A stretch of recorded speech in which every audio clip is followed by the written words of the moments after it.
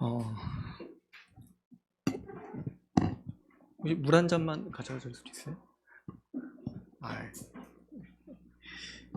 아니 괜찮아요. 네. 오늘 약간 건조해가지고 찬양을 너무 열심히 해서 목이 좀 잠기네요. 찬양이 좀 높은 것 같아요. 아, 우리 네, 괜찮아요. 네, 네, 우리 잠깐만 기다렸다가 시작할게요.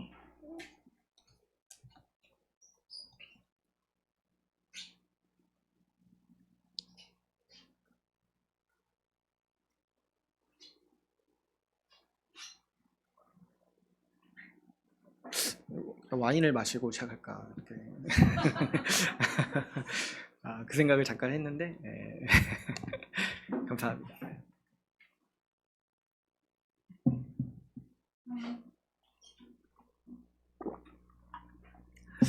네, 오늘 우리 십계명 말씀을 통해서 우리 하나님 말씀을 같이 함께 듣겠습니다.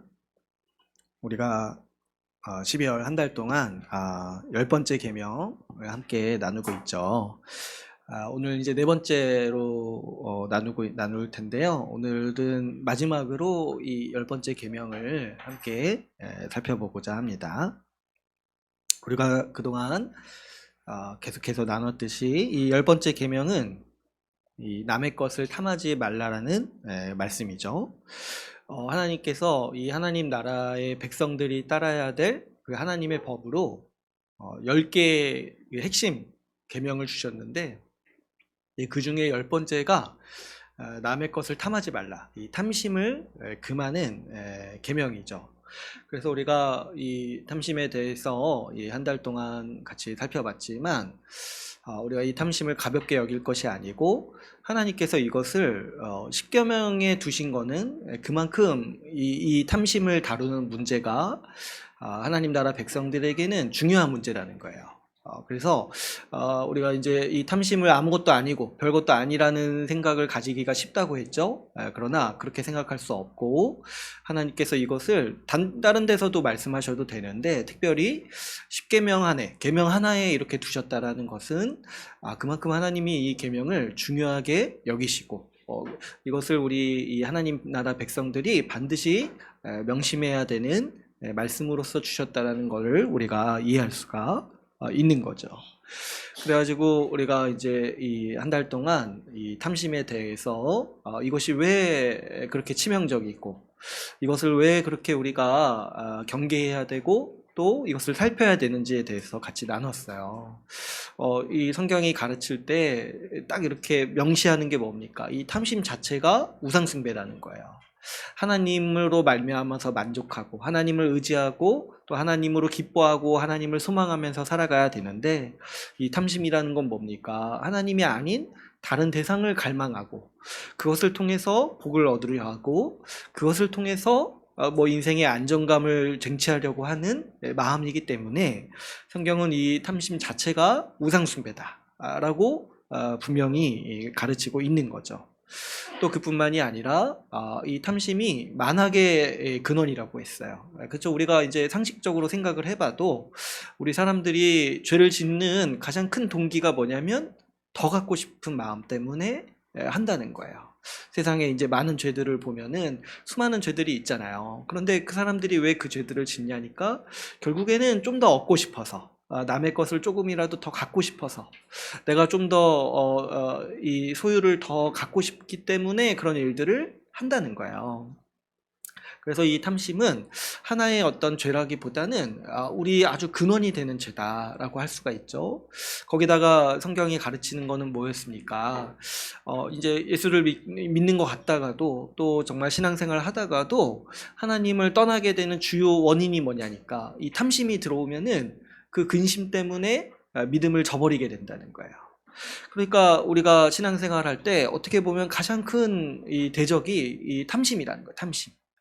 예수님을 믿는 신앙과 정면으로 대척되는 마음이 이 탐심이라는 거죠. 게다가 이 탐심은 또 어떻습니까? 하나님과의 관계에서도 아주 이제 이 하나님을 부정하는 마음이기도 하지만은 또 한편으로 어때요? 다른 사람을 보지 않는 마음이라고 했어요. 이 탐심이라는 게 결국에 왜 생기냐니까 다른 사람의 것을 보고 탐하는 거잖아요. 그죠? 뭐 TV에 나오는 연예인이라든가 아니면 뭐 우리 옆에 살아가는 사람들, 그 사람이 가진 걸 보고 아무 생각 없다가도 그냥 그 사람이 가진 거 보고 나도 저거 갖고 싶다 하는 마음이 생기는 거고, 그러니까 그 사람의 소유를 탐하는 거잖아요. 그러니까 이거는 뭐도 걸려 있냐니까 내가 다른 사람을 어떻게 생각하는가, 내가 다른 사람을 경쟁자로 생각하는가, 아니면 정말 나보다 못한 자로 여겨서 깔보는 마음이 있다거나, 이런 것들이 다 이 탐심으로부터 시작을 한다는 거죠. 그래서 이 탐심을 가진 사람이 어떻게 살아간다고 했습니까? 다른 사람에게 관심이 없다고 했어요. 왜냐면 이 사람의 목적은 그냥 자기 소유를 불리는 거에 있는 거예요. 왜 사느냐? 인생의 목표가 뭐냐? 했을 때 그냥 자기 먹고 사는 거예요. 자기 먹고 사는 거고, 큰 욕심이 없더라도 그냥 내 삶을 안정되게 하는 것이 내 목표다. 근데 이거에 감춰진 마음이 뭐냐니까 다른 사람이 어떻게 살건 나는 상관없다는 거죠. 그러니까 이 탐심이라는 거는 사실은 우리 모두가 가지고 있는 것이고, 이 탐심을 가지고 살 때 이것이 뭐냐니까 결국에는 이 다른 사람과 상관없이 나를 위해서 살아가는 삶의 모습이라는 거예요. 그래서 이 탐심은요, 어떤 하나의 상태라기보다는 이 하나님 없는 사람이 살아가는 인생의 방향인 거예요. 그 인생의 가치, 모토, 이게 바로 이 탐심이라는 거예요. 그래서 우리가 이제 뭐 겉으로 말은 안 하고 이렇게 노골적으로 그런 걸 표현하지는 않지만은, 사실은 우리 인간의 모든 중심에는 다 탐심이 있다라고 생각할 수밖에 없는 거죠. 특별히 우리가 지난 시간에 같이 함께 살펴봤을 때 이 탐심이 우리 안에도 아주 깊숙이 자리 잡고 있지만 또 어때요? 이 세상 전체를 움직이는 동력이다. 가장 큰 동력이기도 하다는 거에 대해서 우리가 같이 얘기를 했어요. 우리가 지금 이제 경제 활동을 하고 있고 우리 경제 체계가 이 자본주의 체계에서 돌아가고 있는데, 사실은 우리 경제 체계 자체가 탐심을 긍정하고 또 어느 정도로 탐심을 부추기는 경향이 강하다고 했어요. 그렇죠. 왜 그러냐니까 우리 기본적으로 전제가 자기를 위해서 열심히 살면은, 사회 구성원 전체가 그렇게 살면은 이렇게 역동이 일어나지고 그것으로 이 사회 전체가 부를 누린다라는 게, 그런 논리가 우리 이 자본주의 논리잖아요. 그래서 기본적으로 자기를 위해서 이 소득을 더 얻기 위해서, 더 벌기 위해서 사는 삶에 대해서 긍정하고 인정하는 측면이 있어요. 그런데 이제 이것을 전부 악하다는 게 아니라 여기에 사실 선이 없다는 거예요. 기본적으로 탐심을 긍정하고 그것을 그렇게 살도록 권장하는 그런 이제 흐름이 있기 때문에 우리 사회가 어떻게 보면은 탐심을 굉장히 선하다고 여기는 그 흐름이 있다는 거죠. 게다가 여러분, 제가 지난주에도 말씀을 드렸지만은 지금은 우리가 소비주의 시대라고 했어요. 근데 이 소비주의 시대라는 게 뭐냐니까 이 생산을 과잉 생산하게 된 시대를 얘기한다는 거예요. 과잉 생산. 그 기술이 발전하고 생산 능력이 발전해가지고 뭐 하나 물건 만들 때 사람 수보다 더 많이 찍어낼 수가 있다는 거예요. 그러니까 필요 없는 물건들을 많이 찍어낼 수 있고 이걸 다 팔면은 그만큼 이익이 얻는 거예요. 그러면 기업 입장에서는 어떤 게 전략이겠습니까? 사람들로 하여금 필요 없는 물건들을 사서 쓰게 만들어야 돼요. 이게 이제 우리 사회가 부를 축적하는 아주 주요한 전략 중에 하나인 거예요. 사람들로 하여금 필요 없는 물건을 무조건 사도록 하는 거예요. 그래야지 기업들이 더 많은 물건들을 찍어내고 더 많은 부를 얻을 수 있고, 또 이런 그 부를 축적함으로써 우리 사회가 경제가 발전된다라고 말할 수 있을 정도로 이런 부가 돌아가는 거죠. 그러니까 어떻습니까? 이 필요 없는 물건을 사도록 만들려면 어떻게 해야겠어요? 사람들로 하여금 그거를 열망하고 소망하고 그것을 적극적으로 갖고 싶은 마음을 만들도록 해야 되잖아요. 그 이제 전략을 쓰는 게 이제 광고라는 거예요, 광고. 그래서 우리가 이제 1년 지났잖아요. 이 23년째 다 지나갔을 때 올해 산 물건들을 한번 생각해 보세요. 정말 필요해서 산 건가?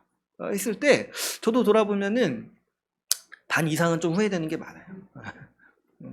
다시 팔고 싶고. 다시 팔 때 생각해 보니까 손해를 많이 보는구나. 생각도 들고. 아무튼 왜 그랬을까? 왜 그랬을까? 아, 참 SNS 끊어야지 진짜도 그러니까 하고 왜 그랬을까? 그때는 그게 그렇게 좋아 보였는데. 그러니까 이런 게 우리 살아가는 하나의 삶의 방식인 거예요. 이미 방식이고, 이런 방식으로 또 뭐 무조건 잘못됐다고 할 수 없죠. 이런 방식으로 있기 때문에 우리도 어떻게 보면은 돈을 버는 거죠. 어쨌든 우리 안에 그런 탐심이 아주 우리 사회를 움직이는 동력 중에 하나다. 주요한 동력 중에 하나다는 걸 분별하는 게 중요하고, 또 이제 우리가 경계해야 되는 것 중에 어떤 게 있다고 했으니까, 탐심을 중요하게 생각하다 보니까 다른 가치들을 훼손한다는 거예요. 그래서 선을 넘는다는 거죠. 그래서 지난 시간에 나눴던 것처럼 우리 자본주의 사회가 좋은 장점들이 굉장히 많지만 안 좋은 면 중에 다른 가치들을 너무 훼손한다는 거. 우리 인권이라든가 노동자의 생명이라든가 또 이 환경의 문제라든가 이런 것에 대해서 이 탐욕 때문에 이런 것들을 희생하는데, 우리 지금 문명 자체가 잘못됐다는 걸 알면서도, 그리고 이 탐욕을 멈춰야 된다는 걸 알면서도 사실은 그것을 멈추고 제어하는 것에 있어서는 굉장히 약하다라는 면에 대해서 우리가 같이 나눴어요. 많은 이제 학자들도 그렇고 전문가들도 그렇고 얘기하는 게 뭐냐니까, 이대로 가면은 분명히 망한다는 거예요. 응? 자연도 우리 지금 생태계도 이대로 두면은 지금 망했고, 또 이제 아주 비관적으로 보시는 분들은 이미 늦었다고 하시는 분들도 있어요. 그러니까 우리가 지금 이 우리 문명에서 가장 탁월한 지성들도 생각하는 게 지금 망했다는 거예요. 이미 망했다. 근데 뭐 어때요? 망한 줄 아는데도 멈추질 못하잖아요. 획기적으로 뭐 이렇게 하질 못하잖아요. 그러니까 이게 이제 우리 문명의 아주 그 취약하고 참 이렇게 약점이다라고 우리가 볼 수가 있는 거죠. 그랬을 때 제가 이제 말씀드리고 싶은 건 뭐냐니까, 기본적으로 우리가 살아가는 환경이 탐심이 대세라는 거예요. 대세. 그래서 우리가 살아갈 때 어떤 어려움을 겪냐면, 이 탐심에 대해서 이것이 잘못됐다라는 생각을 갖기가 힘들다는 거예요. 제가 지난주에도 말씀드린 적이 있죠. 그 어항 안에 있는 물고기가 자기가 살고 있는 물의 색깔을 알 수가 없어요.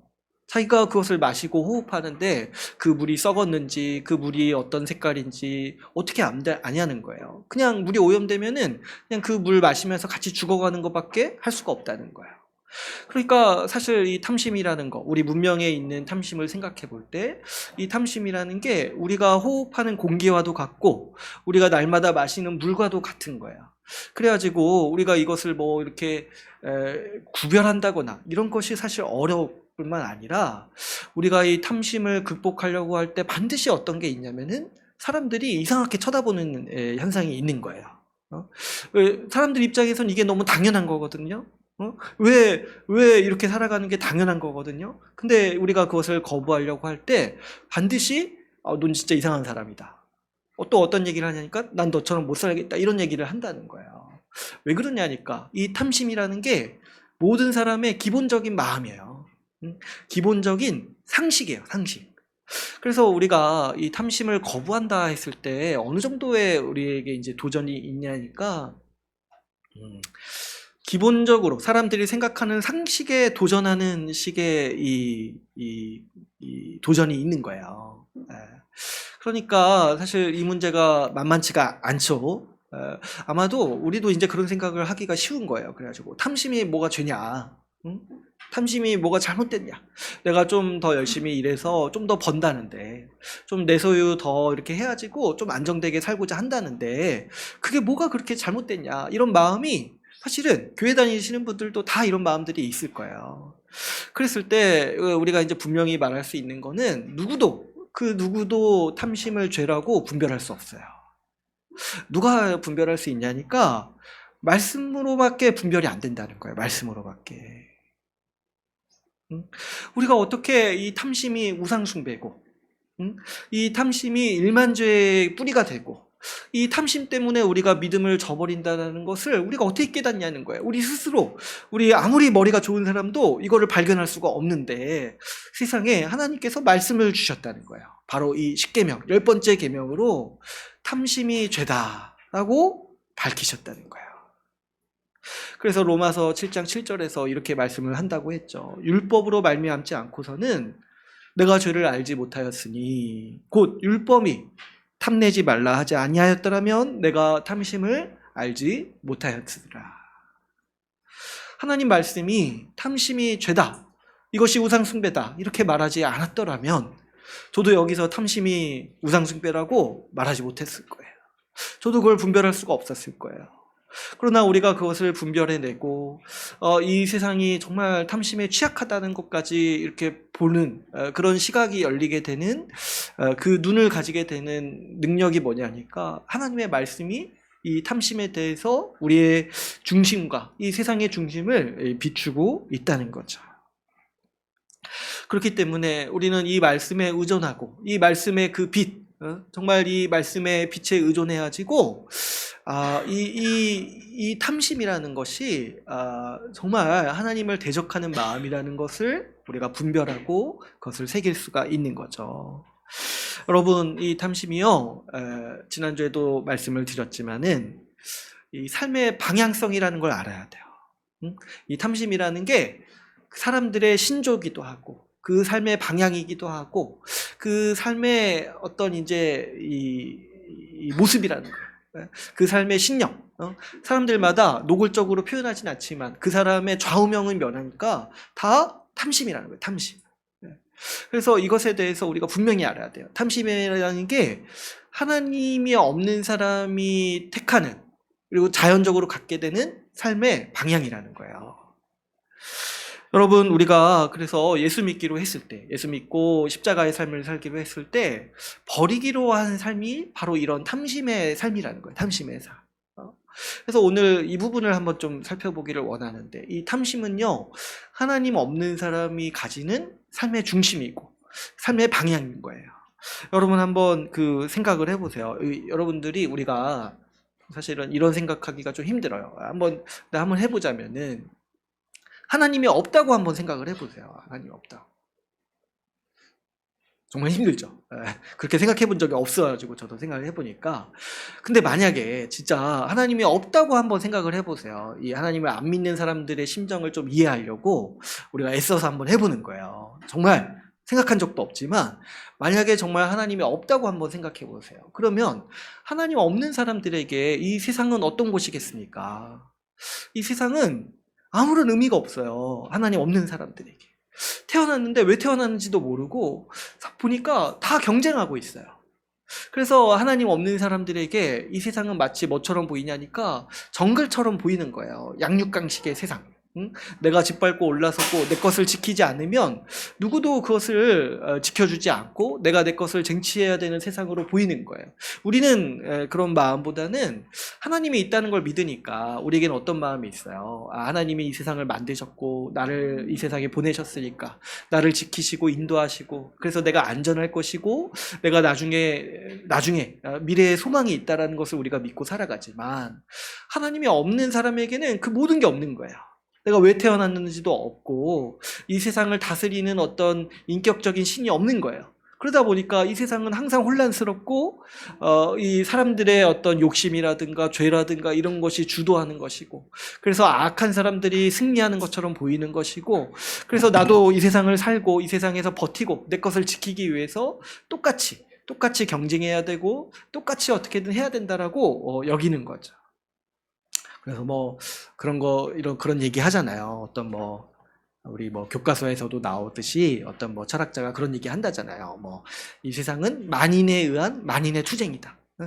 만 명이 있으면 다 어떤 상태냐니까 서로 투쟁하는 상태라는 거예요.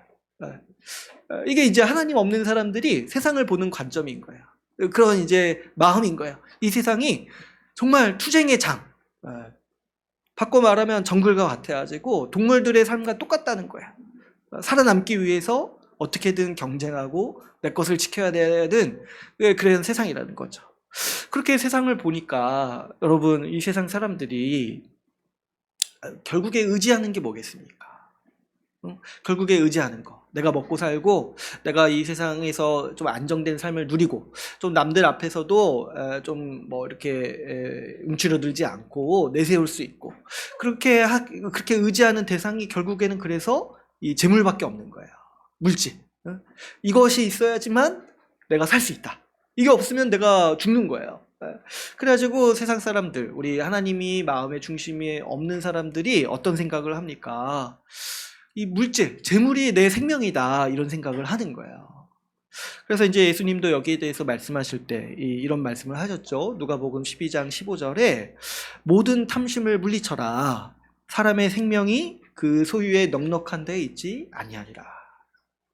그러니까 뭐냐니까 우리 사람이 기본적으로 우리 소유가 우리 생명이라고 생각을 한다는 거예요. 이거 없으면 내가 죽어. 이거 없으면 내가 미래에 살 수가 없어.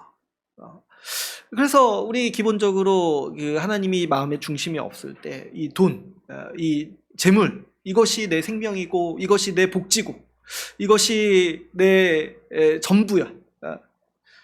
이렇게 여긴다는 거야. 우리 믿는 자들은 우리 시편 찬양에도 있지만 주님이 내 성이고 내 방패고 주님이 내 전부고 주님이 내 소망이다 이렇게 믿고 살아가지만 하나님 없는 사람은 그 자리에 재물이 있는 거예요. 재물이 내 복지고 재물이 내 성이고 재물이 내 어려움이 있을 때 나를 지켜주고 도와주는 내 방패다 이렇게 여긴다는 거예요. 특별히 우리나라는 이런 게 굉장히 심하다고 생각이 들어요. 최근에 이제 어떤 통계 자료를 봤는데 이렇게 세계 주요 국가 중에서 그 조사를 했을 때 그 나라 국민들이 가장 중요하게 여기는 게 뭐냐 이렇게 조사를 했는데 대부분의 나라는 가족이래요. 가족. 근데 그럴 것 같죠, 우리나라도. 근데 우리나라만 이상하게 돈이라고 답했다는 거예요. 그러니까 참 우리 사회가 얼마나 지금 살기 힘들고 딱 그걸 듣는 순간 지금 사람들이 다 우리 사회를 정글로 인식한다는 거예요. 정글로. 돈 없으면은 못 사는 사회. 돈만이 나의 안위와 돈만이 나의 생명을 지키는 그런 사회, 그런 양육강식의 사회로 여기고 있다는 거죠. 이것이 하나님 없는 사람들의 모든 공통적인 마음이에요. 돈으로 말미암아서 살고 거기에 내 안정감이 있고 거기에 복이 있다라고 여기는 거예요. 그렇기 때문에 당연히 여기서 나오는 삶의 방식이 뭐겠습니까? 그것을 더 얻기 위해서 살아가려고 하는 거죠. 내 것을 지키고 더 얻기 위해 살아가는 삶이 나오는 거예요. 그래서 왜 사느냐? 왜 사냐? 이렇게 묻는다라면 돈 더 많이 벌기 위해 사는 거예요. 많이 벌어서 안정된 삶을 유지하고 또 더 나아가서 더 많이 벌어서 더 복되게 살아가기를 원한다는 거죠. 여러분 이런 사람이요 겉으로 딱 보면은 열심히 사는 것처럼 보일 수 있어요. 그리고 여기에다가 종교 생활도 하면은 정말 신자답게 사는 것처럼 보일 수 있어요. 그러나 정말 속마음에 이런 게 중심이라면 내가 더 벌어서 나 먹고 잘 살고 좀 더 안정되게 살고 좀 더 복을 누리고 싶다. 내 소유를 불림으로써 그렇게 하고 싶다. 그게 내 삶의 중심이라면 그래서 정말 성실해 보이는 걸 수 있지만은 사실은 그 마음의 중심에 하나님이 없는 거예요. 그 마음의 중심에 하나님이 없을 뿐만 아니라 도리어 뭡니까? 하나님이 없다고 여기는 그 삶을 더 열심히 사는 거잖아요. 그러니까 뭐예요? 사실은 하나님을 대적하는 삶인 거예요. 하나님이 없으니까 내가 열심히 해서 내 것을 채워야 되지. 하나님이 날 돌보지 않으니까 내가 더 벌어가지고 내가 내 복을 더 땡겨야지. 좀 이상한 표현이다. 아무튼 내 복을 더 증대시켜야지. 내가 해야지. 내가 해야지. 누가 챙겨주냐는 거예요. 그러니까 뭡니까? 이런 마음의 중심에 하나님을 대적하는 마음. 하나님이 없다고 강력히 믿는 마음이 있는 거예요. 그랬을 때 문제는 뭐냐니까 이게 끝이 없다는 거예요. 끝이 없다는 거예요. 그랬을 때 여러분 한번 생각해 보세요. 어느 정도 돈이 있으면 우리 삶이 안정될까요?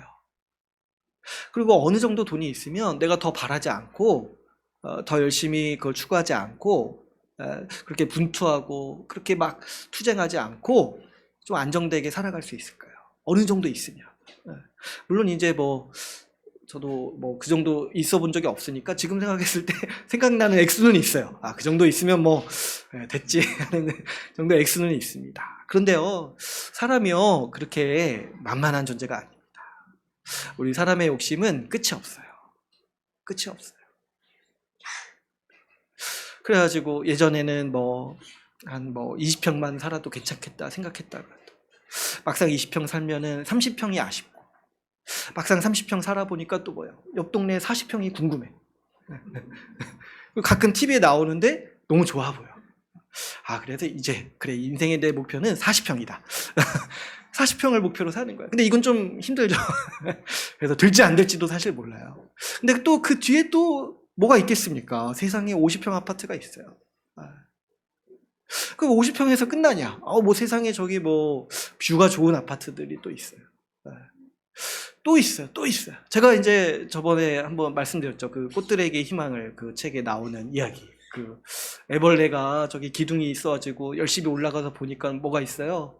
거기에 또 수많은 기둥이 있고 또 수많은 애벌레들이 거기로 올라가고 있어요. 그때 끝에 뭐가 있는지 아무도 모른다는 거예요. 우리가 여러분 뭐 많은 걸 지금 가지고 있지는 않지만 조금만 생각해봐도 내가 만족할 수 없다라는 생각을 해야 돼요. 그랬을 때 우리 이 탐심이라는 게 결국에 뭐냐니까, 이 위에 뭐가 있든지 모르는데 그거를 얻기 위해서 끊임없이 인생을 낭비하게 만드는 아주 어리석은 태도라는 거야. 도대체 뭘 얻고 싶은 건데? 안정된 삶이라는 게 얼마나 사실은 신기루라는 거야. 이 세상에서 누가 그렇게 안정되게 삽니까? 누가 그렇게 나 이제 이 정도면 됐다 이렇게 마음 먹고 사냐는 거야. 아무도 그런 마음이 없어요. 아무도. 저기 돈 많은 사람들은 평안할 것 같고 안정될 것 같잖아요. 물론 이제 저도 잘 모르겠어요. 그 정도 있어 본 적이 없어가지고. 근데 제가 보니까 부자들도 뭐 이렇게 사는 게 호락호락하지가 않더라고요. 지금처럼 경제가 어려울 때 사실 잠 자겠습니까? 우리 같이 이렇게 뭐 하락할 자산이 없는 사람들이야 편하게 발 뻗고 자지. 요즘같이 뭐 전 세계적으로 지진 뭐 이렇게 전쟁도 나고 하루아침에 주가도 폭락하고 하루아침에 회사도 망하는 이 시기에 발 뻗고 자겠냐는 거예요. 항상 불안하지 않겠습니까? 있는 돈 가지고. 그래서 예수님도 말씀하셨죠. 땅에다 재물을 쌓으면은 거기에 반드시 좀도 쓸고 동록도 쓸어가지고 손해본다는 거예요. 보니까 부자들도 애환이 많더라고요. 이렇게 가끔 TV에서 보면은 표정이 좀 안 좋더라고요. 아무튼 뭐 좋은 것도 있겠지만 그러나 그 안정감이라는 거, 안정되게 뭐 경제적 자유라는 거 보니까 쉽지가 않겠더라고요. 요즘에 그 뭐 카카오 뭐 또 문제가 많아가지고 TV에 많이 나오던데, 그 CEO 돈 많은 사람이라고 한때 광고 많이 했었는데 요즘에 보면 표정이 안 좋더라고요. 카카오 이거 너무 직접적으로 말하면 안 되나? 아무튼 K 그 모시기 기업도 보면, 그러니까 얼마나 사실 지킬 수 있는 재산이라는 게 어디 있냐는 거야. 지킬 수 있는 재산이라. 예수님이 분명히 말씀하시죠. 그 창고 짓고 뭐 이렇게 하는 부자들 이야기 하시면서 너와 네 재산을 보관하기 위해서 창고도 짓고 뭐 곡식도 쌓아놓고 했느냐? 근데 다음 날에 너 죽으면 어떻게 할 건데? 이렇게 말씀을 하시잖아요. 죽으면 그거 가져갈 수 있냐? 이렇게 말씀을 하시잖아요. 뭐 하나 지킬 수가 없는 게 우리 인생이에요. 뭐 하나 지킬 수가 없는 게. 그래서 때로는 이런 생각을 해보셔야 돼요. 여러분, 우리 인생이 정말 살아왔을 때 더 얻으면서 살아왔냐는 거예요. 더 얻으면서. 사실은 여러분, 버린 게 뭔지를 좀 생각을 해봐야 돼요. 버린 게. 우리 인생의 싸움이요, 더 얻기 위한 싸움이 아니라 내가 뭘 버렸냐는 거예요. 내가 뭘 버렸냐. 어쩌면 여러분 반드시 이 하나님이 만드신 세상의 법칙이 있어가지고 얻는 게 있으면은 잃는 게 있어요. 그랬을 때 우리 인생은 어떻게 딱 지나와서 돌아보면은 내가 무엇을 버렸는지를 정산할 날이 있을 거예요. 내가 무엇을 버렸는가. 그렇게 돈 얻고 그렇게 많이 얻고 싶어서 살아왔는데, 제가 지난주에도 말씀드렸죠. 정작 내가 죽기 직전에 마지막 날에 내 마음의 중심에 하나님이 없다라면 그 인생이 정말 가치 있는 인생이었다라고 말할 수 있겠습니까? 여러분, 이 하나님을 떠난 사람들의 인생, 그래서 하나님 없이 다른 것들을 추구하고 그것으로 만족감을 얻으려 하고 그것으로 안정을 얻으려고 하고 그것으로 복되게 하려는 그 인생에는 반드시 하나님이 내리시는 분명한 저주가 있습니다. 그게 뭐냐니까 만족을 모른다는 거예요. 만족을 몰라가지고 뭐가 따라오냐면 이 허무함이 반드시 따라옵니다. 허무함과 공허가 반드시 따라오는 거예요. 하나님이 아닌 다른 것으로 자기를 채우려는 인생에 반드시 이 허무함, 공허함, 그 채울 수 없는 그 구멍을 채우려고 애써봤지만 그 모든 노력과 시간으로도 채워지지 않는 자신의 이 어쩔 수 없는 마음, 그래서 인생이 허무하다고 느끼는 그 허무가 뭐냐니까 하나님을 떠난 인생이 죄인이 맞이하는 저주인 거예요. 우리는 그 탐욕스러운 인생이요, 잠시 잠깐의 만족이 있을 수 있어요. 잠시 잠깐. 그 마치 술 취한 것처럼 그날의 근심을 잊을 수 있습니다. 그러나 그 다음날 아침에 다시 현실로 돌아오는 그것처럼 도저히 채울 수 없는 우리의 그 공허, 텅 빈 마음의 깊이를, 그 죄의 깊이를 보게 되는 거예요. 그랬을 때 우리는 거기에 절대로 평강이 없다, 절대로 안정감이 없다라는 것을 우리가 기억할 필요가 있겠어요. 여러분, 성경에는요, 이러한 삶의 전형에 대해서 많은 이제 인물들이 나옵니다. 이렇게 자기 탐욕을 쫓아 살다가 정말 나중에는 그 허무와 공허에 빠져가지고 멸망하는 인생의 이야기들이 많이 나와요. 근데 그 중에 이제 한 인생을 좀 살펴보기를 원하는데요. 우리가 많이 봤던 사람이에요. 한번 우리 말씀을 한번 찾아볼까요? 우리 누가복음 18장 18절에서 30절 말씀 한번 보겠습니다.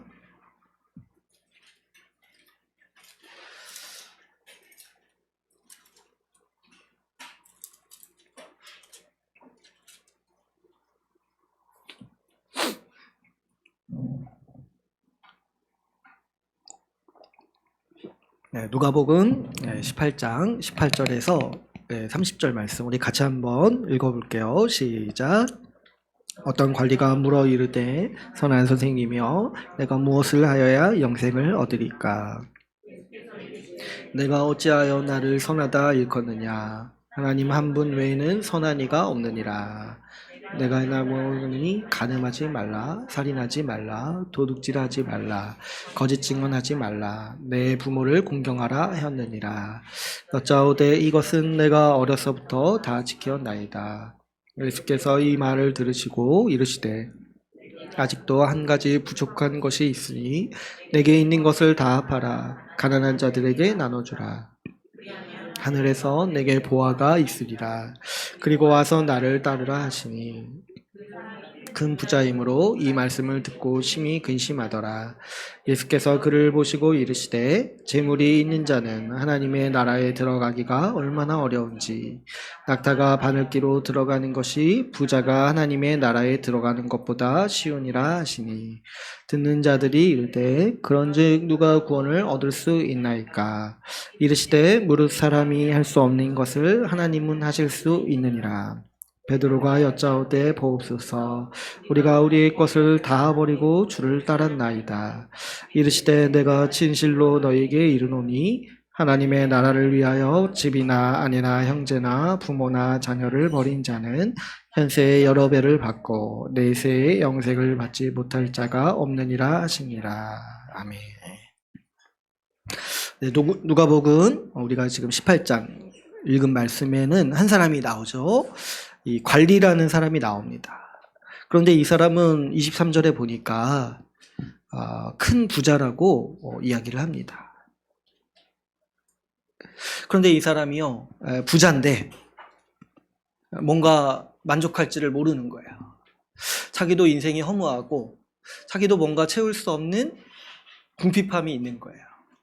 그래가지고 지금 예수님께 나와서 물어보죠.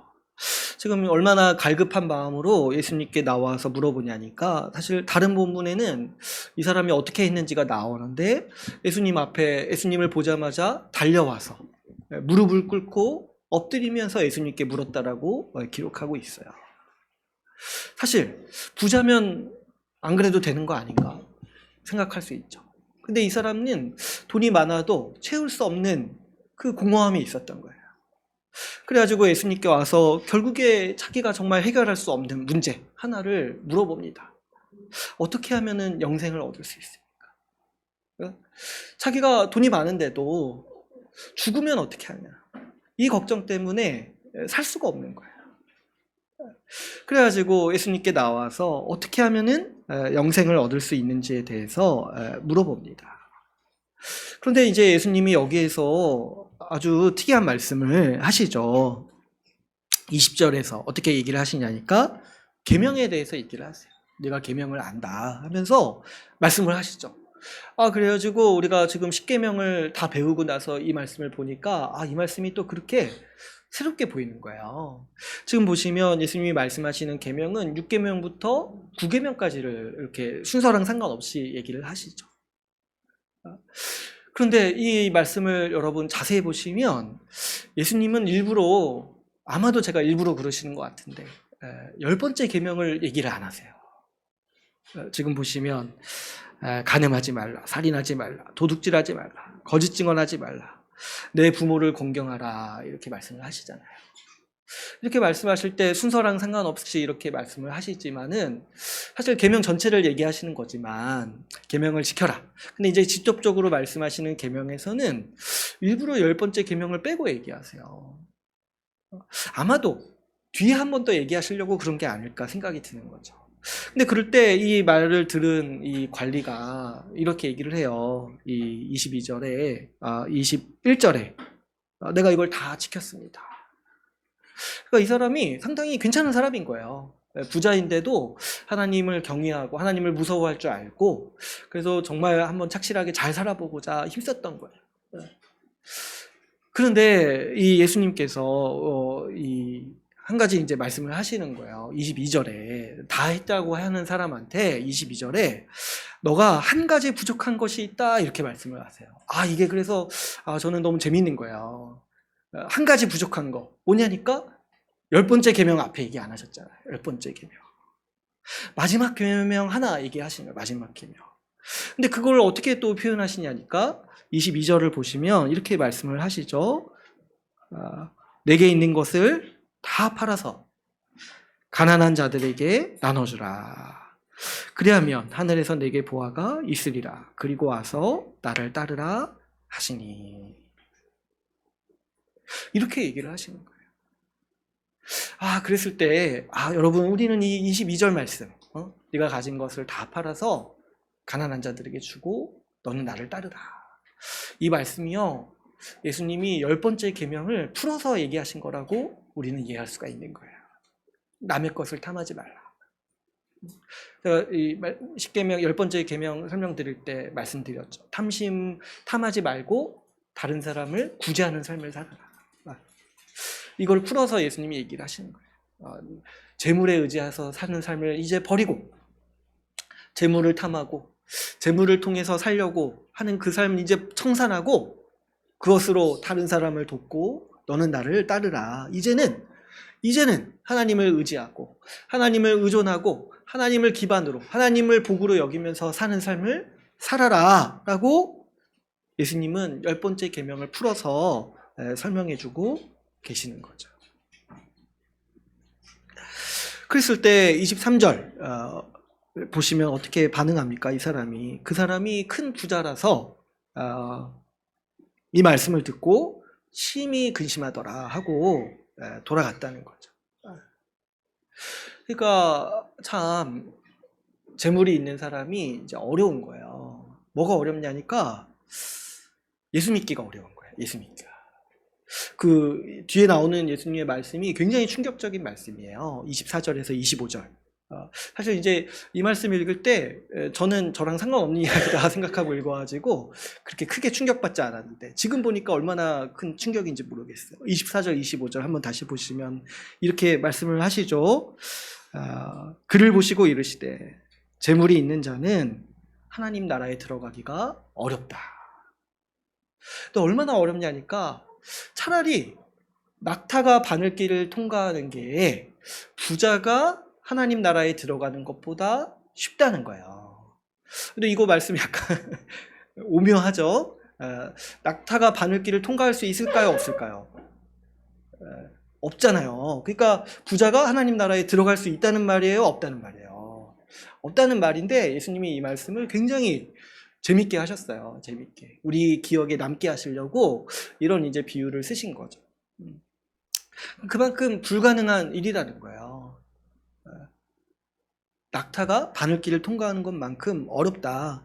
그러니까 사실 예수님은 안 된다는 얘기를 이렇게 약간 완곡하게 표현하신 걸 수도 있죠. 근데 어쨌든 여기서 이제 예수님이 분명히 말씀하시는 게 뭐냐니까 재물이 있는 자, 이게 무슨 말이에요? 곧 이 재물을 의지하고 그 재물을 얻기 위해서 그 재물을 추구하는 사람이요 하나님 나라에 들어갈 수가 없다라고 말씀을 하시는 거죠. 왜냐하면 우리가 이 10번째 계명을 나누면서 얘기했듯이 그것이 곧 우상 숭배고 하나님 없는 사람의 핵심적인 가치이기 때문에 그런 거예요. 하나님 없는 사람. 그래서 재물이 있는 사람이 하나님 나라에 들어가기 어렵다. 부자가 하나님 나라에 들어가기 어렵다라고 예수님은 여기서 아주 이제 못 박아서 얘기를 하시는 거죠.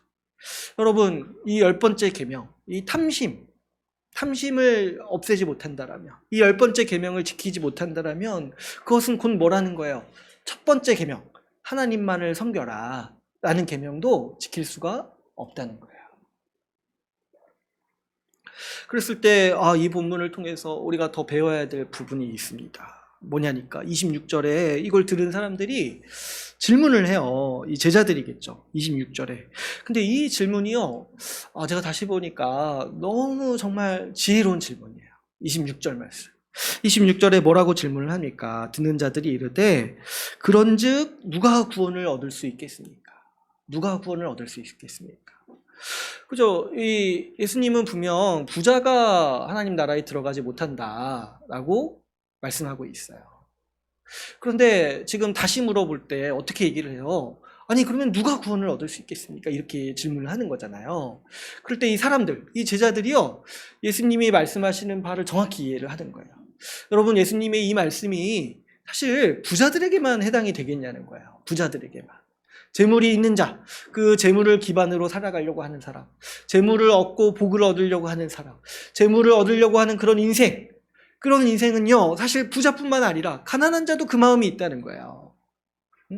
가난한 자들도 어떻게든 자기 인생 복되게 만들기 위해서 저 재물을 더 얻고 싶어 하고 그 재물을 기반해서 살고자 하는 마음의 중심이 다 있다는 거예요. 그러니까 사실은 뭐예요? 부자든 가난한 자든 그 마음에 뭐가 있는 거예요? 부자 되고 싶은 마음이 다 있는 거예요. 다시 말해서 하나님이 아니라 재물을 의지해서 살고자 하는 마음, 재물을 더 얻어서 복을 얻어내고자 하는 마음이 다 있다는 거예요.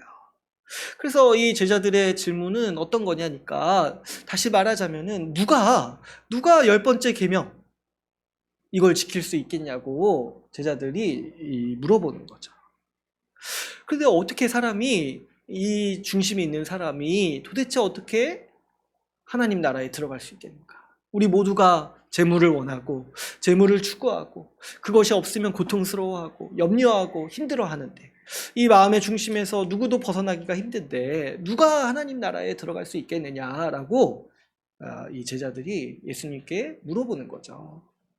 그러니까 사실 이 예수님의 이 말씀, 이 유명한 말씀이죠. 이 부자가 바늘길을 통과할 수가 없다. 근데 이 말씀은 사실 부자만 못 들어간다는 게 아니라 사람이 하나님 나라에 들어가지 못한다는 거예요. 어떤 사람이요? 탐심을 가진 우리 모든 사람이, 우리 재물을 의존해서 살려는 마음을 가지고 있는 모든 사람이 하나님 나라에 들어가지 못한다는 거예요. 그런데 여기까지 끝나면 우리는 사실 절망할 수밖에 없죠. 그런데 이제 예수님이 뭐라고 얘기를 하시냐니까 이 말씀이 그래서 중요한 거예요. 27절에 뭐라고 얘기하십니까? 사람이 할 수 없는 것을 하나님은 하실 수 있느니라. 사람은 스스로 그 탐심에서 벗어날 수가 없어요. 물질을 의존하고 그 눈에 보이는 그 재산을 의지하고 돈을 의지하고 물질의 소망을 거는 삶에서 사람 스스로가 그것을 포기할 수가 없다는 거예요. 그래가지고 여러분 어떻습니까? 왜 그렇게 힘드냐니까 사람들이 보면은 돈을 자기 생명으로 여긴다는 거예요. 그래서 우리 쉽게 말하는 게 뭐예요? 피 같은 돈 이렇게 하잖아요. 피 같은 돈. 응? 내 인생, 내 전부라고 여겨요.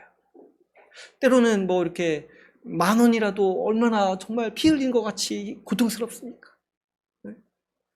이게 뭐 당근할 때 많이 제가 느껴요. 10,000원만 깎아줬으면 좋겠는데.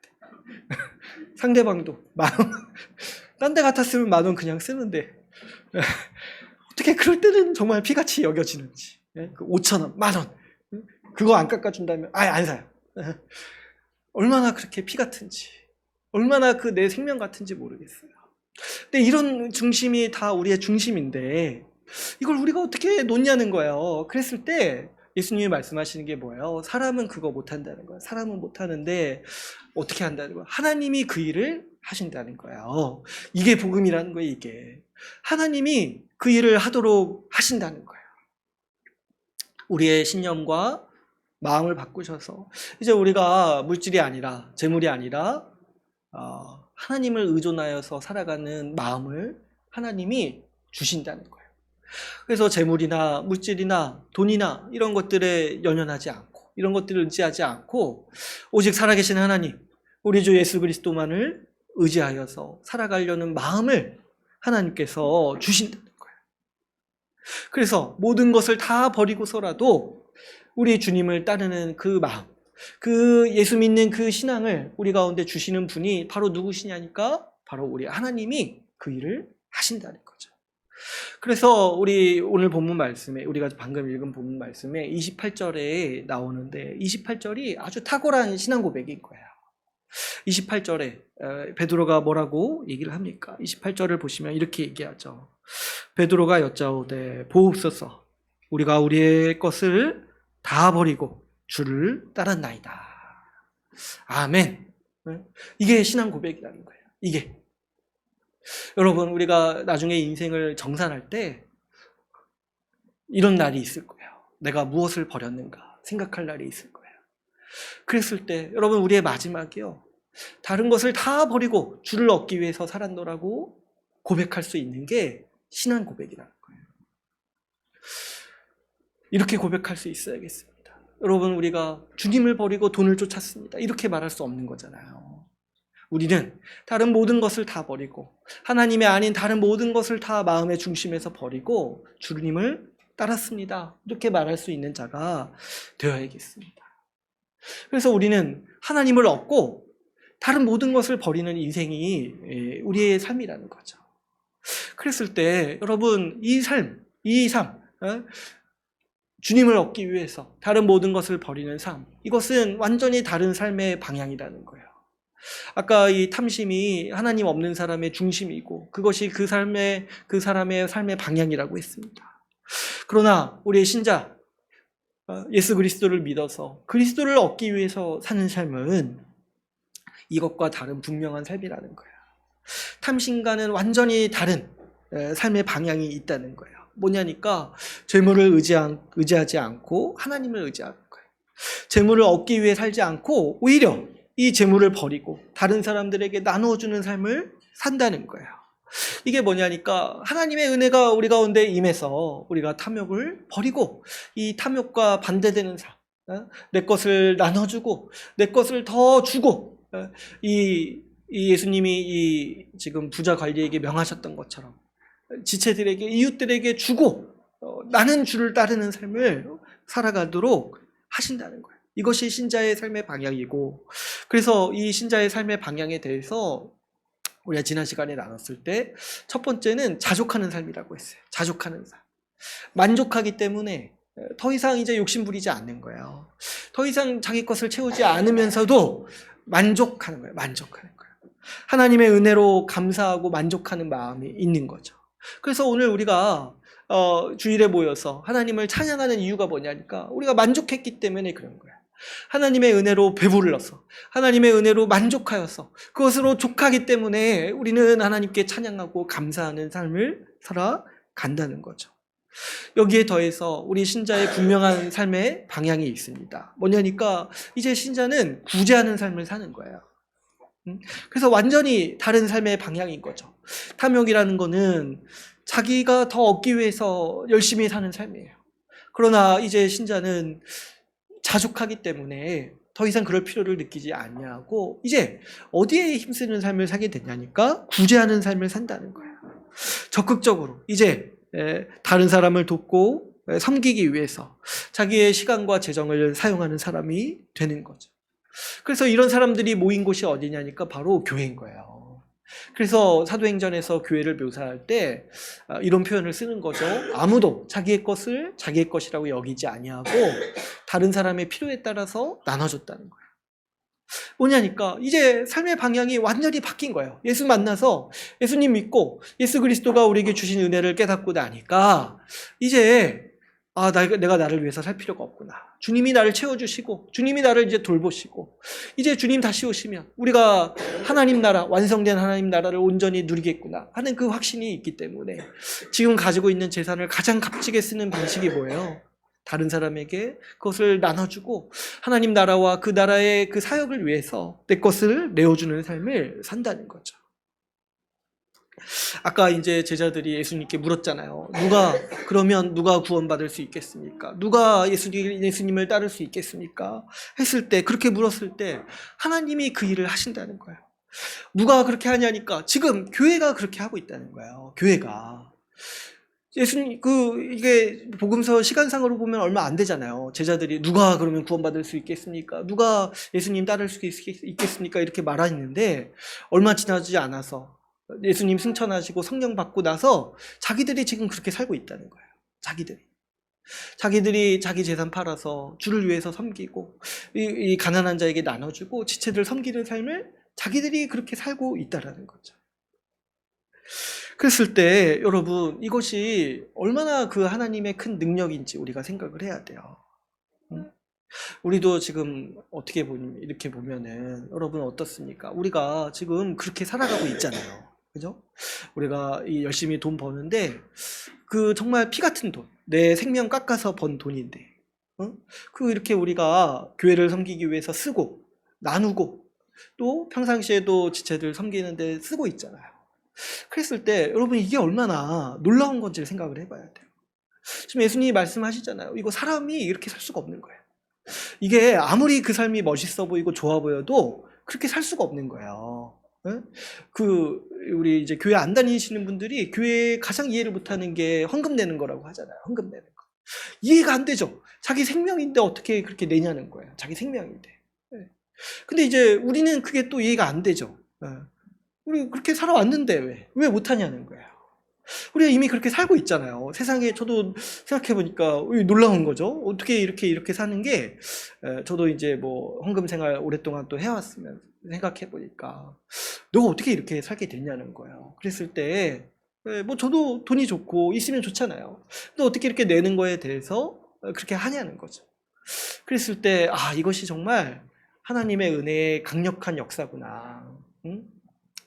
하나님의 은혜의 강력한 역사. 이게 하나님이 일하시지 않았다라면 어떻게 우리가 이렇게 살 수 있었냐는 거예요.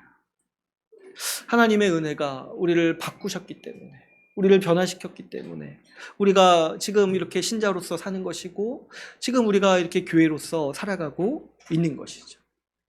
그랬을 때 여러분 탐심이 굉장히 강력한 우리 중심이고 삶의 방향인데요. 우리가 이 말씀을 살펴보면서 생각을 해보니까 하나님의 은혜는 그보다 더 세다는 거야. 우리같이 탐욕스럽고 우리같이 자기만 위해서 살았던 사람들도 주님이 어떻게 그렇게 바꾸셔가지고 예수 생명으로 그렇게 우리를 바꾸셔가지고 우리를 지금 내 것을 내놓는 사람으로 우리를 만드시고 그런 사람으로 우리를 만드셨다는 거예요. 우리뿐만이 아니죠. 예수 믿고 살아가는 모든 사람들이 다 이런 기적을 경험합니다. 그래서 또 성경에는 이렇게 사는 사람들의 전형도 많이 나와요. 예수 믿어가지고 정말 자기 재산 다 내놓고 주님을 따랐던 사람들. 제자들은 누가 그렇게 살 수 있냐라고 물어봤지만 사실 성경에는 많이 나와요. 근데 그 중에 한 사람이요, 이 누가복음이 제시하는 아주 재밌는 사람이 있어요. 우리가 이제 몇 달 전에도 한번 나눴었는데, 그게 이제 삭개오라는 사람이에요. 삭개오라는 사람. 여러분, 삭개오가요, 누가복음에만 나오는데, 재밌게도 저만 재밌으면 안 되는데. 예, 놀랄 준비하세요. 진짜 재밌는 건데. 이 본문 다음에 나와요. 저만 놀랍지 않습니까? 예. 이 본문, 지금 이 부자 관리가 떠나고 뒤에 나와요. 뒤에 이 삭개오가 어디 나오냐니까 한번 볼까요? 우리 19장에 나옵니다. 19장. 우리 19장 한번 그래서 한번 같이 볼까요? 19장 1절에서 10절까지 말씀 우리 같이 한번 보겠습니다. 같이 한번 읽을게요. 시작. 예수께서 여리고로 들어가 지나가시더라. 삭개오라 이름하는 자가 있으니 세리장이요 또한 부자라. 그가 예수께서 어떠한 사람인가 하여 보고자 하되 키가 작고 사람이 많아 할 수 없어 앞으로 달려가서 보기 위하여 돌무화과 나무에 올라가니 이는 예수께서 그리로 지나가시게 되니로라. 예수께서 그곳에 이르사 쳐다보시고 이르시되 삭개오야 속히 내려오라. 내가 오늘 내 집에 유하여야겠다 하겠다 하시니 급히 내려와 즐거워하며 영접하거늘 무사람이 보고 수군거려 이르되 저가 주인의 집에 유하러 들어갔도다 하더라. 삭개오가 서서 주께 여짜오되 주여 보시옵소서 내 소유의 절반을 가난한 자들에게 주겠사오며 만일 누구의 것을 속여 빼앗는 일이 있으면 내 갑절이나 받겠나이다. 예수께서 이르시되 오늘 구원이 이 집에 이르렀으니 이 사람도 아브라함의 자손이미로다. 인자가 온 것은 잃어버린 자를 찾아 구원하려 함이니라. 아멘.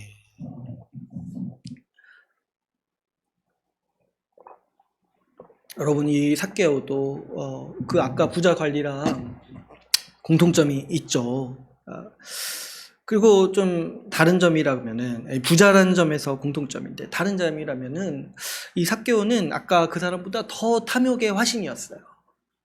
여기 2절에서 이 사람이 어떤 사람인지 평가를 하죠. 세리장이고 부자라고 얘기를 합니다. 세리장이고 부자다.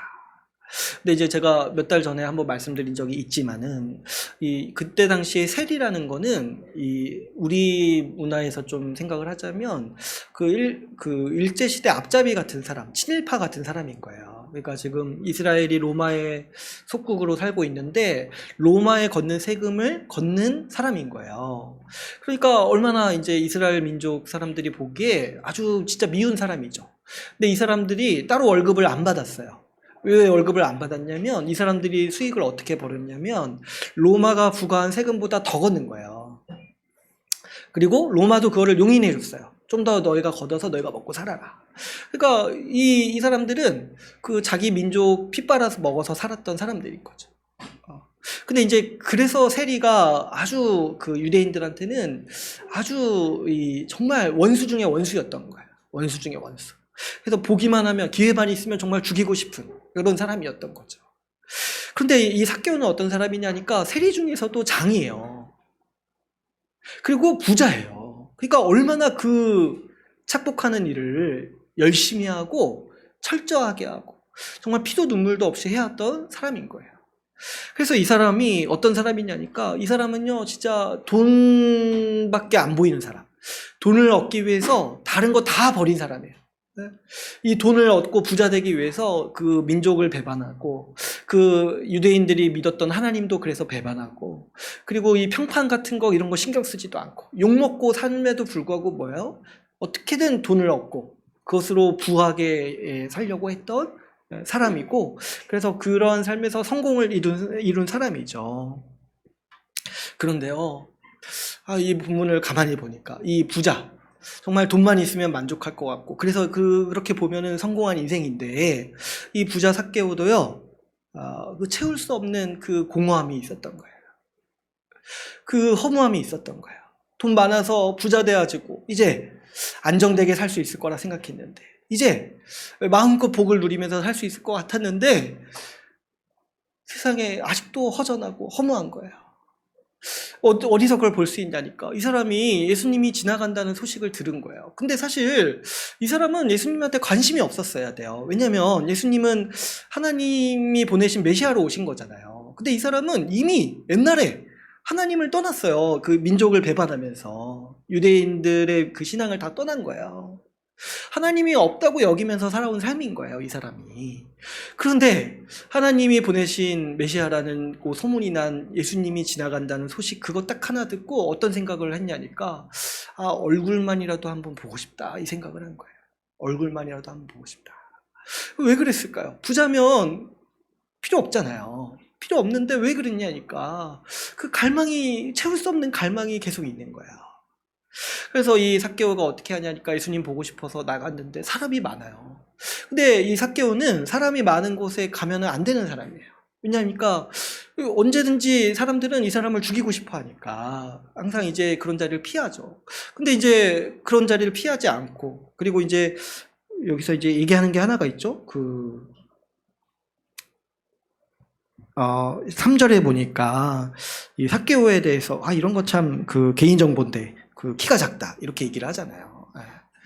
근데 이제 제가 이 심정을 잘 아는데, 키가 작으면 사람들이 모여 있을 때 아무리 보고 싶어도 그냥 애써 관심 없는 척 하는 게 이 키 작은 사람들의 마음입니다. 근데 이제 삭개오가 어떻게 하냐니까 너무 보고 싶은 거예요. 너무 보고 싶어가지고 어떻게 해요? 무화과 나무 위에 올라가서 예수님 얼굴이라도 한번 보려고 하죠. 보통 어디 뭐 이렇게 장이고 부자들은 이렇게 행동하지 않죠. 근데 이제 삭개오는 너무 그 한번 얼굴이라도 보고 싶은 거야. 그게 뭐라고? 정말 지푸라기라도 잡고 싶은 심정으로 그 얼굴이라도 한번 보고 싶은 마음이 있는 거예요. 그랬을 때 예수님이 이 삭개오를 보시고 말씀을 하시죠. 내가 오늘 너희 집에 거해야겠다, 이렇게 얘기를 하세요. 근데 이거는 단순히 내가 오늘 너네 집에 한번 놀러 가겠다 이런 말씀이 아니라, 유대인들은 어떤 이제 문화가 있냐면 식사를 아무나 같이 안 해요. 식사를. 그래서 이제 그런 얘기들이 있죠. 유대인들은 이방인들이랑 식사를 안 해요. 왜냐면 식사를 한다는 것 자체가 이 사람이 나와 같은 가족 공동체라는 걸 인정하는 이 사회적 이런 어떤 문화라는 거예요. 그래서 이 유대인들은 이방인들이랑 절대 식사 같이 안 하고, 식사 자리에 같이 이렇게 오는 사람들을 엄격히 제한했어요. 그런데 예수님이, 그 메시아로 오신 예수님이, 그 평판을 가진 예수님이 지금 삭개오를 딱 보면서 내가 오늘 너네 집에 거하야겠다, 이렇게 말씀을 하시는 거예요. 그러니까 이 말은 지금 예수님이 너네 집에 가겠다 이런 말씀인데, 그 의미로 따지면은 너도 내 백성이다라고 하는 의미라는 거예요. 삭개오가 이게 무슨 말인지를 단번에 알아챘죠. 그래가지고 어떻게 합니까? 그 나무에서 내려와가지고 6절에 급히 내려와서 즐거워하면서 영접하는 거예요. 즐거워하면서. 이게 무슨 말인지 아니까. 그랬을 때 이 예수님과 이 삭개오가 먹고 마시면서 함께 이제 교제를 나누시는 이 장면이 이제 있는 거죠. 그랬을 때 이 예수님을 만나고 이 삭개오가 어떻게 변했는가, 우리 8절을 한번 보시면은 삭개오가 이런 말을 합니다. 내 소유의 절반을 가난한 자들에게 주겠사오며 만일 누구의 것을 속여 빼앗은 일이 있으면 내 갑절이나 갚겠나이다. 근데 이제 이 말을 잘 보면은 만일 누구의 것을 속여 빼앗았다고 하는데, 이거는 속여 빼앗지 않았다는 말이 아니라 내가 속여 빼앗은 것에 대해서도 사죄하겠다는 말이에요. 아까 이제 말씀드렸죠. 세리가 속여 빼앗는 직업이에요. 그 자체가 그 당시에는. 그런데 어떻게 하겠냐니까 뇌갑절을 갖겠다고요. 뇌갑절을. 자기가 속여 빼앗은 금액에. 근데 이제 율법에서 요구하는 거는 보통 20%를 추가로 요구를 해요. 5분의 1을 더해서 갚아라. 근데 그것보다 더 이제 갚겠다고 하는 거죠.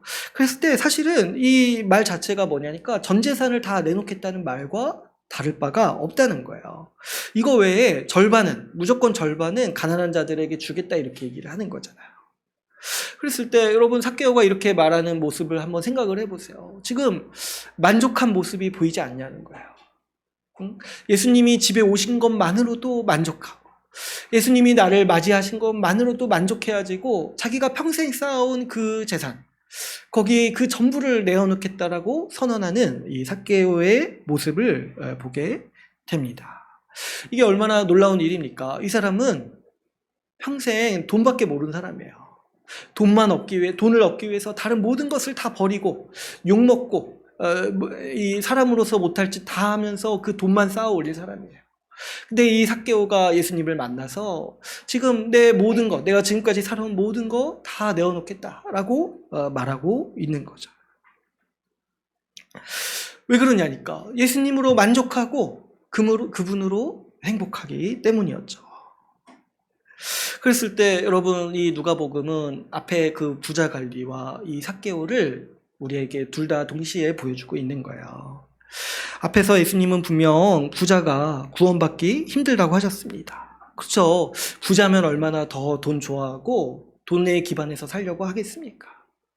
그런데 19장에서 예수님은요 그 일을 하시는 거예요. 부자도 예수님으로 말미암아서 그 돈을 버리고 예수님을 따라 살도록 하신다는 거죠. 하나님이 그 일을 하신다는 거예요. 이 말씀을 볼 때 생각하게 되는 게 정말 구원은 모르는구나. 구원은 온전히 하나님께 속해 있어요. 여러분 생각해 보세요. 그 부자 관리는 나름 진짜 열심히 신앙생활 했어요. 나름 계명 다 지켜가면서 열심히 신앙생활 했어요. 근데 그 사람은 결국에 10번째 계명에서 걸려 넘어져가지고 근심하면서 주님을 떠났죠.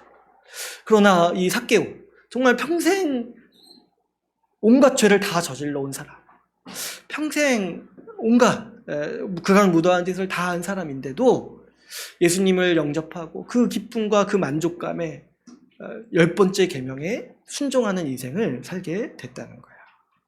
이거를 그럼 누가 했냐? 삭개오가 했고 부자 관리는 못했냐? 이게 아니라 무슨 얘기를 하고 싶은 겁니까? 하나님이 우리를 이렇게 만드셨다는 거예요. 하나님이 우리 같은 자들을 이렇게 만드셨다는 거예요. 어떻게 하셨냐니까 완전히 다른 사람으로 우리를 만드셨다는 거예요. 그래서 사도 바울은 어떻게 묘사한다고 했어요? 우리가 주와 함께 죽고 주와 함께 살았다. 완전히 죽고 완전히 새로운 사람이 되었다라고 얘기합니다. 새롭게 창조했다. 삭개오의 이전 삶과 지금 예수님 만나고 이후의 삶이 완전히 다르잖아요. 이 차이가 뭐냐니까 하나님이 우리를 새롭게 만드셨다는 거예요. 이전에는 물질을 의존하고 재물을 의존하고 그 재물을 더 얻기 위해서 탐하던 우리를 이제 하나님이 우리의 마음과 생각을 바꾸셔가지고 우리의 생명을 새로운 생명으로 바꾸셔가지고 이제 하나님을 의지하고 하나님으로 만족하는 인생으로 우리를 바꾸셨다는 거예요. 그 일을 하나님이 오늘날에도 하고 계시다는 거죠. 그래서 여러분 우리가 이 10번째 계명을 다시 돌아와서 생각해 볼 때 우리가 어떻게 이 10번째 계명을 지킬 수 있겠습니까? 이 10번째 계명을 지킬 수 있는 유일한 방법은 뭐냐니까 예수 믿는 것밖에 없는 거예요. 예수님을 믿을 때 우리는 이 탐심을 십자가에 못 박을 수 있는 것이죠. 누가 탐심을 극복할 수 있겠습니까? 누가 물질이 없는데 나는 복받았다. 나는 만족한다. 나는 더 필요 없다. 말할 수 있겠습니까? 오직 예수 그리스도의 이 십자가 복음만이, 그분의 생명만이 우리에게 이 하나님 아버지 보는 눈을 뜨게 하는 거예요. 하나님 아버지가 우리를 먹이시고 입히시고 우리를 돌보신다. 우리가 늙어서 죽을 때까지 우리를 돌보실 뿐만 아니라 우리가 죽은 이후에도 우리를 붙잡으셔서 우리에게 영생을 주시고 우리에게 완성된 하나님 나라를 상속으로 주신다는 그 하나님의 풍성한 긍휼과 그분의 풍성한 이 재산을 우리가 봄으로써 그것을 우리에게 주시는 하나님의 그 능력과 복을 우리가 보고 믿음으로써 우리가 이제 더 이상 재물을 의존해서 살지 않도록 하시고 우리가 하나님만을 의존해서 살아가는 사람으로 우리를 만드셨습니다. 그래서 여러분 우리가 이 복음의 진리를 믿고 복음으로써 신자가 이렇게 살아간다는 걸 믿는 거예요. 우리 예수 그리스도가 어떤 분인지 알고 하나님이 어떤 분이신 줄 안다면 우리 가운데 이런 확신이 있다는 거죠. 물론 이제 현실적으로 보니까 예수 믿는 사람도 이런 어떤 탐심의 유혹에 시달릴 수 있습니다. 그래서 예수 믿는 사람도 때로는 그 깊지는 않지만 그 잠깐 그 허무함과 그 공허감에 시달릴 수가 있어요. 왜냐하면 얻고 싶어도 얻지 못하고 얻어도 채우지 못하기 때문에 여기에 잠깐 빠질 수 있습니다. 그런데 그런 사람들에게라도 유일한 해결책이 뭐냐니까 예수 믿으라는 거예요. 예수를 믿으라는 거예요. 예수님이 어떤 분이신지 다시 알고 그 예수 그리스도를 믿으라는 거예요. 우리가 할 수 있는 게 뭐냐니까 그 예수님을 믿고 믿는 그 믿음을 계속해서 붙잡으라는 거예요. 예수님이 어떤 분인지 우리는 매일 믿어야 되는 거예요.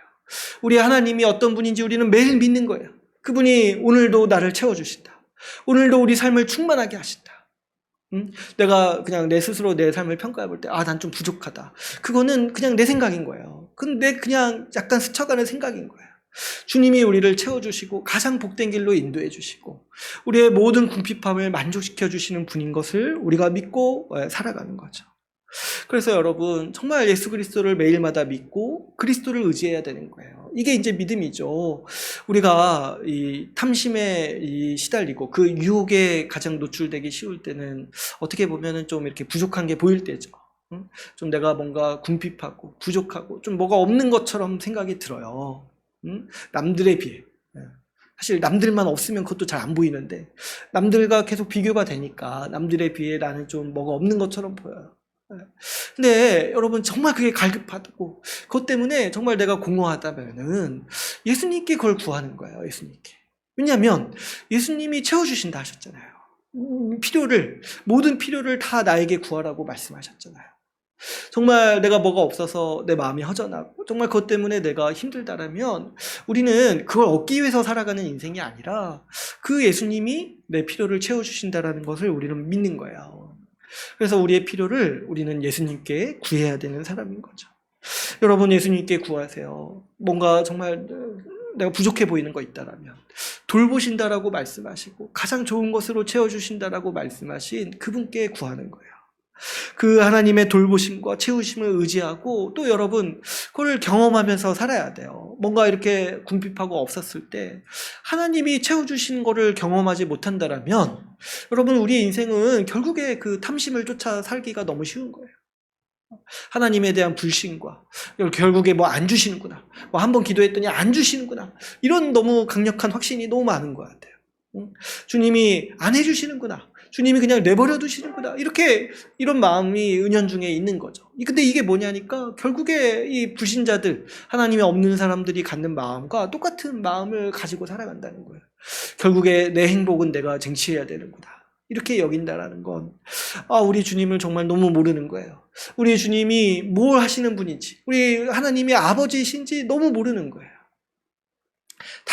다시 복음 붙들고 다시 예수 그리스도가 어떤 분인지 알고 다시 우리 하나님이 어떤 분인지 알아야 돼요. 그래서 정말 이 주일에 선포되는 말씀에 매주 집중을 해야 되는 것이고 우리 하나님의 얼굴을 똑바로 봐야 되는 거예요.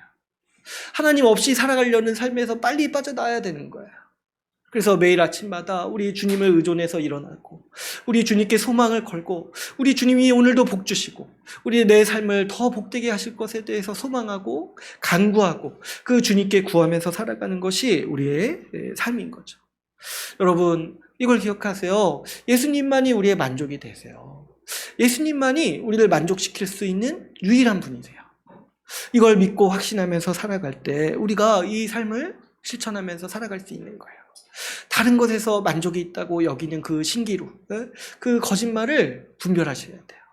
예수님만이 우리의 만족 되시고 예수님만이 우리를 복되게 하신다. 그분이 우리에게 가장 좋은 삶으로 우리를 채워주시기를 지금 오늘도 우리를 인도해주고 우리에게 주시고자 하신다라는 것을 우리를 믿고 그분을 의지해야 됩니다. 여러분 그분을 계속해서 믿음으로써 여러분 반드시 나오는 삶의 형태가 뭐라고 했습니까? 자족이라고 했어요. 자족. 만족하세요. 지금 내 형편이 어떠함에 따라 어떠한 것에 좌지우지하지 마시고 예수님 말씀이 뭐였습니까? 먹을 것과 입을 것이 있다라면은 이거 예수님 말씀이 아니라 우리 사도 바울의 권면이죠. 기뻐하고 만족해라. 감사해라. 먹을 것과 입을 것이 있다라면 감사하고 만족하라는 거예요. 나머지 것을 다 걱정하지 말고 하나님이 가장 복된 걸로 채워주시니까 걱정하지 말고 만족하고 자족하라는 거예요. 그래서 그런 거 우리가 이제 빠지지 말아야죠. 뭐 허영심이라든가 그 안목의 정욕 이런 것들을 상대적으로 여겨야 돼요. 여러분. 그런 것들을 자꾸 그런 거에 지금도 이렇게 자꾸 눈길이 가고 지금도 그런 허영심이 자꾸 생긴다라면 그것 때문에 정말 만족할 것 같냐는 거예요. 다시 예수 십자가 복음으로 돌아가야 돼요. 다시 예수 십자가 복음으로 돌아가야 돼요. 주님이 우리에게 이 귀한 인생 왜 주셨습니까? 왜 예수님이 우리를 대신해서 죽으셨습니까? 정말 예수님 대신해서 죽으셔서 다시 자기를 위해서 살라고 그렇게 하셨냐는 거예요. 우리 정말 자기 배 불리기 위한 인생으로 살게 하시려고 예수님이 우리를 위해서 피를 흘리셨냐는 거예요. 우리 예수 십자가 복음으로 다시는 자기를 위해서 살지 않게 하시려고 예수님이 우리에게 은혜를 주신 거예요. 그랬을 때 여러분 자족하세요. 만족하세요. 우리 인생의 생명이나 복이 우리 소유에 있지 않다라고 항상 생각해야 돼요. 그거는 우리 이 자본주의가 주는 거짓말이에요. 거짓말. 누가 만족합니까, 여러분? 주변에 누가 그렇게 만족하면서 살아갑니까? 그랬을 때 우리는 그리스도만이 우리에게 만족 주실 수 있다는 거 믿고 살아가야 돼요. 마지막으로 여러분, 우리는 적극적으로 이 신자의 삶의 방향, 이 구제하는 삶을 살아야 됩니다. 구제는요, 오늘 마지막이니까 이것만 하고 이제 마무리할게요. 다음 주에 또 할 수가 없어요. 마지막으로. 10번째 계명의 마지막. 구제는요, 우리가 이제 오해하는 게 뭐냐면, 어쩌다 가끔씩 연말에 어려운 사람 돕는 걸 우리는 구제라고 생각하는 경우가 있어요. 근데 그것도 굉장히 선하고 좋은 일이지만 성경에서 말하는 구제는 뭐냐니까 이 탐욕과 반대되는 삶의 방향을 얘기하는 거예요. 예수님 없는 사람이 탐욕스럽게 자기를 채우기 위해서 맹렬하게 살아간다라면 예수님 믿는 사람, 하나님이 마음의 중심에 있는 사람은 이제 어떻게 살아간다는 거예요? 구제. 내 것을 다른 사람에게 나누어주는 삶. 그 삶을 열심히 산다는 거예요. 어느 정도로 열심히 사는지 여러분 생각해 보세요. 탐욕스러운 사람이 얼마나 열심히 삽니까? 그런데 그러면 신자는 얼마나 더 다른 삶을 사는데 얼마나 더 구제에 힘써야겠습니까? 그러니까 이 구제라는 게 내가 언제 한번 마음 좋을 때 보너스 받을 때 이렇게 하는 게 아니라 그냥 우리 삶의 모든 태도라는 거야. 우리 삶의 모든 태도. 내가 조금이라도 더 가진 거 항상 나눠주려고 하고 그리고 그게 목적이 되는 거예요. 목적. 이게 중요하죠. 우리는 구제를 다 하고 남는 걸로 한다고 생각을 하는데 그게 뭐냐니까 그냥 하나님 없는 사람의 삶의 방식이 그런 거예요. 여러분 예수님 안 믿어도 사람들은 구제 많이 해요. 근데 그걸 얘기하는 게 아니라 성경에서는 우리 삶의 목적, 내가 왜 열심히 일하냐, 내가 왜 열심히 사냐 했을 때 결국에 내 배를 불리기 위한 게 아니라 우리 가족도 책임지고 우리 교회를 책임지고 우리 지체를 더 복되게 하기 위해서 교회를 더 섬기고 하나님 나라 사역을 더 힘있게 하기 위해서 내가 지금 열심히 산다라고 우리는 말한다는 거죠. 그래서 여러분 우리는 이 구제에 힘쓰는 삶, 우리 삶의 방향이 이 구제라고 생각을 해야 돼요. 우리가 돈 벌고 열심히 더 벌려는 유일한 목적이 뭐냐니까 더 하나님 섬기려고 그렇게 한다는 거예요. 우리 구제가 우리 삶의 방향인 것을 기억하셔야 돼요. 또 이 구제라는 게요, 또 이런 측면이 있는데 뭐냐면 탐심을 극복하는 가장 강력한 수단이 되기도 합니다. 여러분 탐심의 유혹이 찾아올 때 탐심도 그렇고 돈도 그렇고 항상 어떤 속성이 있냐면은 더 모으고 싶어하는 속성이 있어요. 더 모으고 싶어요. 항상 부족하다고 여겨가지고 더 모으고 싶어요. 근데 그때 우리는 어떻게 하는 거예요? 계속 나누는 거예요. 그랬을 때 탐심이 자리 잡을 수가 없어요. 뭔가 여러분 뭔가 좀 탐심이 찾아오는 것 같죠? 뭔가 좀 그런 유혹이 생길 것 같죠? 그럴 때 우리는 어떻게 합니까? 과감하게 그냥 나누는 거예요. 과감하게. 그것 때문에 좀 내 평안이 어지러울 것 같을 때, 그것 때문에 내 삶이 정말 약간 앞으로 하나님과 멀어질 것 같을 때 우리가 일단 결단하는 거죠. 과감하게 그냥 나눠주는 거예요. 그랬을 때 우리 주님이 말씀하시는 게 뭐냐니까 그것이 더 지혜로운 삶이다. 그것이 더 많이 얻고 더 복된 삶이라고 우리 주님은 가르치십니다. 마태복음 6장 20절에 너희를 위하여 보물을 하늘에 쌓으두라. 땅에 쌓는 자는 불안하고 염려가 있지만 구제하는 자에게 하늘의 평강과 복이 충만하게 있다는 거죠. 내가 나의 것을 나눌 때 그거는 손해보는 삶이 아니라 오히려 하나님이 주시는 더 충만한 복을 누리는 삶이라고 주님은 우리에게 이렇게 말씀하고 있습니다. 우리가 더 나누면서 그런 생각을 해야 돼요. 그거 없이도 내가 살 수 있구나. 그리고 그거 없이도 내가 만족할 수 있고 오히려 그것을 버림으로써 내가 주께 더 가까워짐으로 더 큰 만족을 누리는 그런 삶을 우리가 경험하면서 또 실천하면서 같이 함께 이 은혜를 믿고 그렇게 함께 살아갑시다. 이제 오늘 말씀을 맺겠습니다. 오늘 마지막이라서 좀 약간 길게 했는데요. 오늘 두 가지 인생을 함께 나누었습니다. 하나님이 그 마음에 없는 사람은 탐심을 추구하면서 살아갑니다. 그러나 예수 믿는 사람은 자족하고 구제하면서 살아갑니다. 그래서 세상에는 이 두 종류의 사람이 있는 거죠. 우리는 이 한 달 동안 이 10번째 계명을 보면서 이 탐심이 얼마나 강력하고 깊은 죄인지 치명적인지 살폈습니다. 그러나 이 10번째 계명을 통해서 우리가 알게 되는 것은 동시에 하나님이 베푸시는 우리에게 베푸시는 그 은혜가 그 능력이 얼마나 크고 강력한지 깨닫게 됩니다. 세상에 우리 주님께서 우리 이 10번째 계명을 지키는 사람, 지킬 수 있는 사람으로 우리를 만드셨다는 거예요. 주님은 탐심을 품고 살았던 우리를 새롭게 하셔서 다른 사람에게 나의 재물과 시간을 나누어주는 삶을 살도록 하셨습니다. 우리가 우리 주님의 이 은혜를 믿고 그래서 재물에 소망을 두지 말고 우리 주님만을 의지하면서 살아갑시다. 우리가 지체들에게 또 교회에게 나누고 구제하며 살 때 그 무엇보다도 큰 하늘의 영광과 복을 누리는 우리 주의 나라 교회가 되기를 간절히 소망합니다. 오늘 말씀을 마치고 같이 기도하는 시간을 갖도록 하겠습니다.